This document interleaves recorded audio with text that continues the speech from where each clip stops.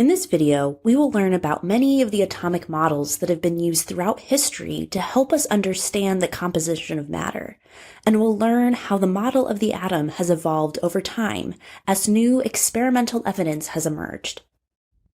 The idea that matter is composed of tiny entities called atoms is not new.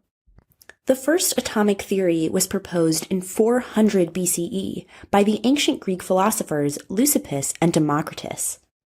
They suggested that all matter is composed of tiny, indivisible particles that they called atoms, which means uncuttable, and the different properties of matter reflect the kind of atoms that make it up. However, the atomic theory of matter wasn't accepted in mainstream science until 1808, when a meteorologist named John Dalton proposed the first atomic model. Dalton was trying to understand the physical properties of gases by exploring recent research in mass laws that seemed to be true for all forms of matter. His atomic model, often referred to as the hard or solid sphere model of the atom, was able to explain these mass laws with great success. His atomic model has four basic assumptions.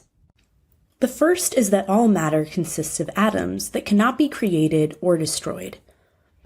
The second is that atoms of one element cannot be converted into atoms of another element. In chemical reactions, atoms don't change from one element to another. Atoms of the original substance simply recombine to form new substances. This assumption has actually since been proven false due to research in radioactivity pioneered by Mary Skłodowska-Curie, since in radioactive processes, atoms of one element can turn into another. The third states that atoms of an element are identical and are different from atoms of any other element. So all atoms of hydrogen always have the same mass and the same properties, but hydrogen atoms and oxygen atoms are different from each other. Finally, the last assumption is that compounds result from the chemical combination of a specific ratio of atoms of different elements.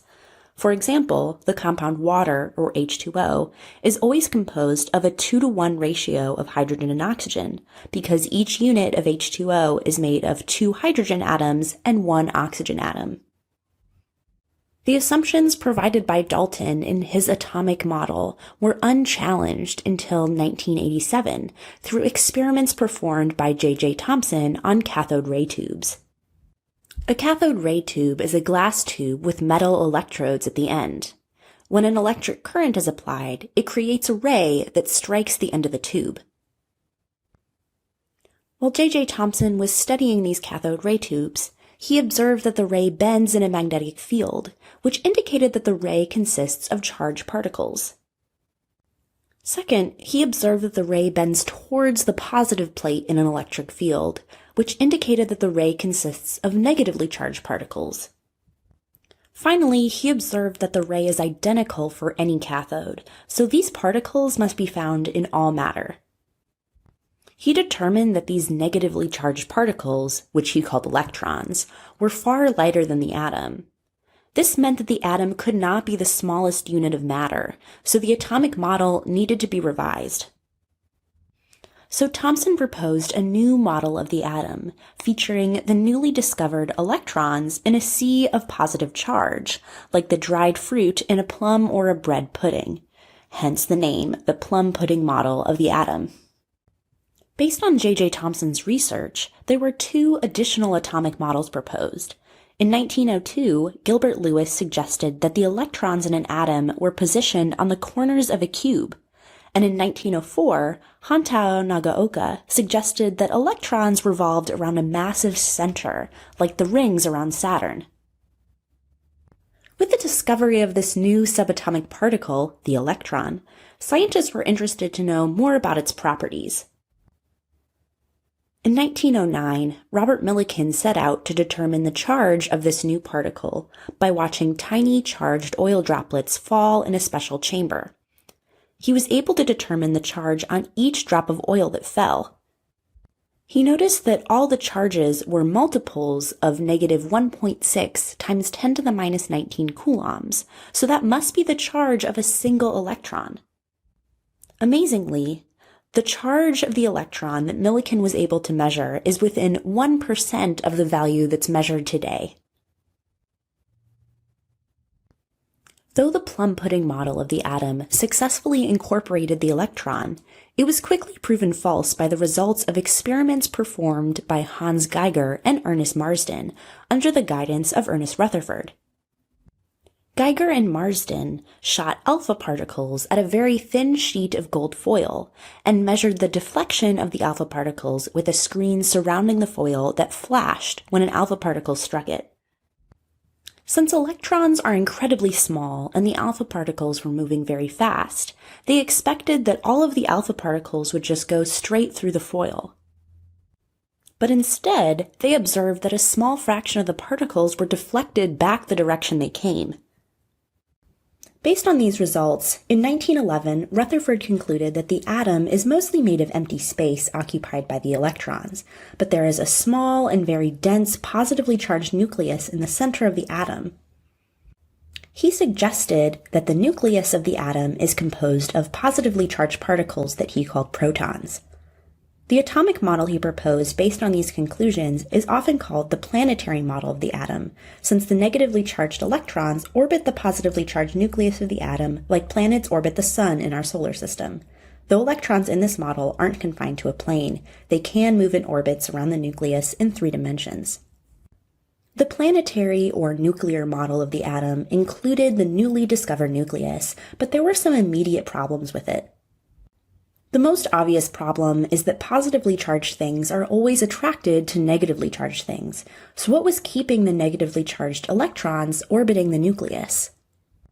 Additionally, the planetary model suggests that the electrons in the atom should release energy in a continuous spectrum, which would create a rainbow.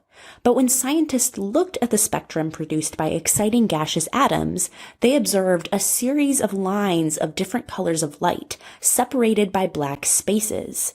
This line spectra that was produced by these excited atoms was unique for each element. To explain this, Niels Bohr proposed a new model for the atom in 1913, which is often called the electron shell or orbital model of the atom. This model features discrete energy levels that the electrons are restricted to, which correspond to fixed orbits around the nucleus. When an electron is traveling in an orbit, the total energy of the atom does not change. If the atom gains energy, the electron will jump to a higher energy orbit further from the nucleus. If energy is then lost, the electron will return to a lower energy orbit closer to the nucleus. Using this model, we can understand that the distinct lines found in the hydrogen line spectra are due to the transitions between the fixed energy orbits within the hydrogen atom. When electrons gain energy, they jump to a higher energy orbit, and they release energy when they return to a lower energy orbit. This energy that's released corresponds to a specific color on the line spectrum, so we see lines for each of the possible transitions between orbits as the electrons return to a lower energy orbit. For example, the transition from the third orbit in the hydrogen atom to the second releases energy that has a wavelength of 656 nanometers, which corresponds to the color red. And the transition from the fourth orbit to the second has a wavelength of 486 nanometers, which is light blue in color. But despite the success, there was an immediate problem with this model as well. It was unable to explain the behavior of atoms that had many electrons. In 1920, shortly after proposing the existence of the proton, Rutherford proposed that there was another subatomic particle that exists in the nucleus of the atom that was neutrally charged, which he called the neutron. He suspected this due to recent research into atoms of the same element that have different masses, which are called isotopes. But it wasn't until the 1930s that new experimental evidence emerged that could prove the existence of Rutherford's proposed particle. In 1930, Walter Bothe and Herbert Becker observed that if you bombard beryllium with alpha particles, a neutral form of non-ionizing radiation was produced. They weren't sure what this radiation might be, but they thought it could be gamma rays. In 1932, James Chadwick realized that this neutral radiation that was being created was not gamma rays, but instead a new particle that has the same mass as the proton, the neutron. This meant that the nucleus of the atom is composed of both positively charged protons and neutral neutrons.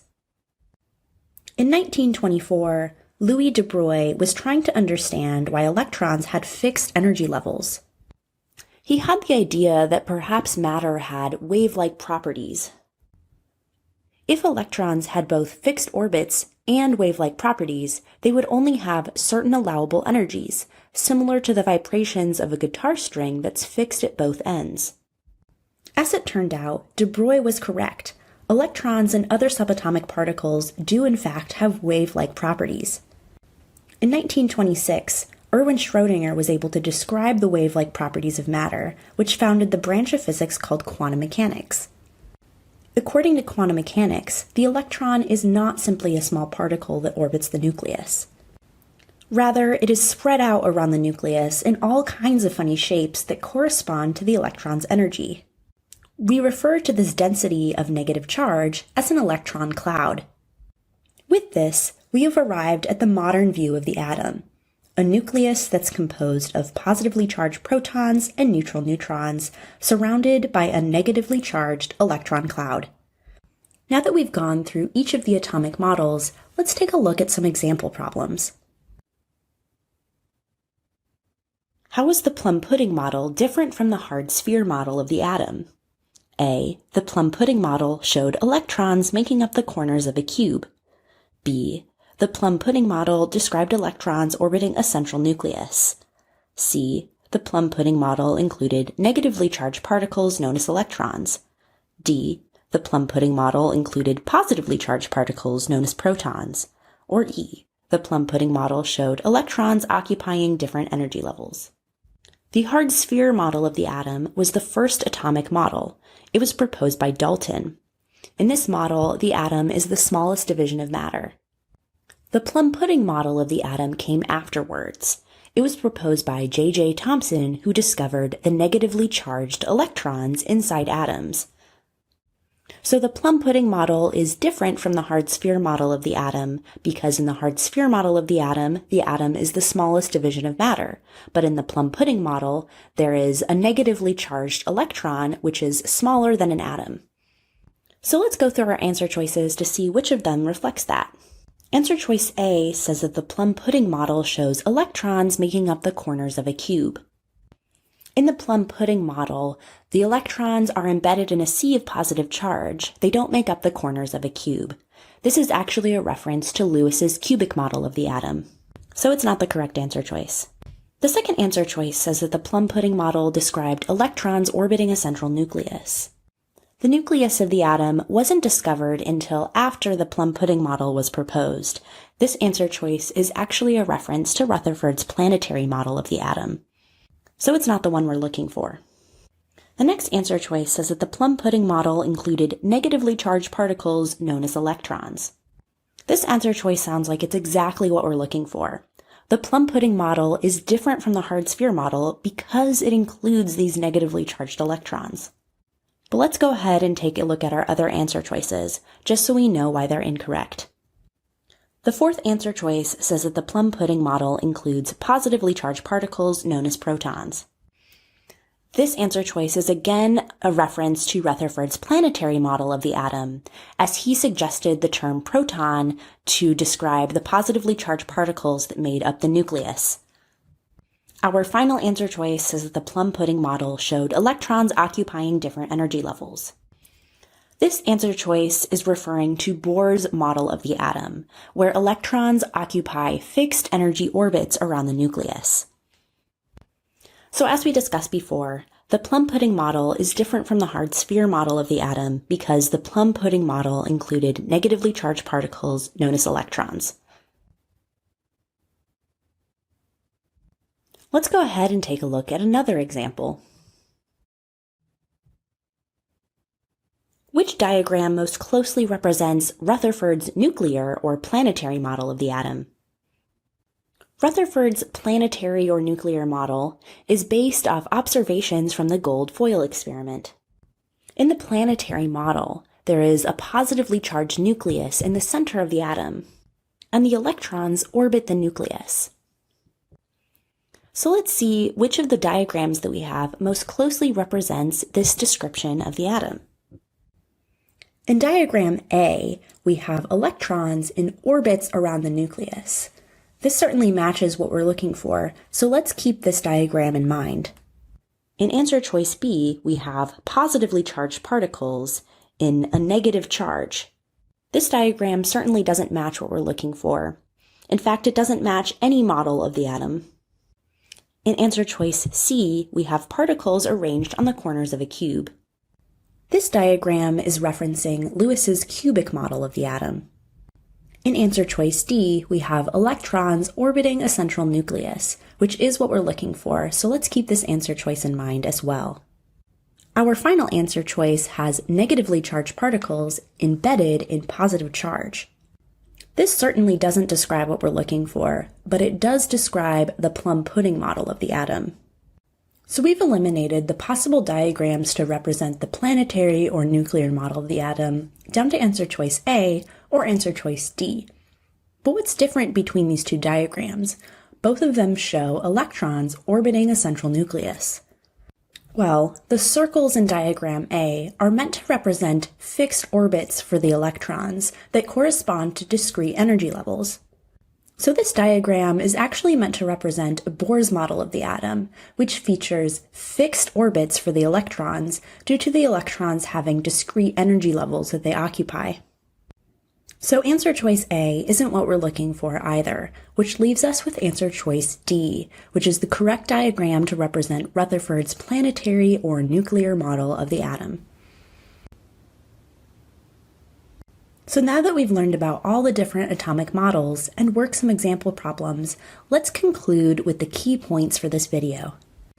The first atomic model was Dalton's hard sphere model, which established the atom as the building block of matter. J.J. Thomson's plum pudding model, which features negative charges in a cloud of positive charge, added the electron. Rutherford's planetary or nuclear model of the atom added the positively charged nucleus of the atom that was discovered in the gold foil experiments. Bohr's electron shell or orbital model added discrete energy levels for electrons. James Chadwick confirmed the existence of the neutron. In the modern model of the atom, an atom is composed of a nucleus made of positively charged protons and neutral neutrons, which is surrounded by a negatively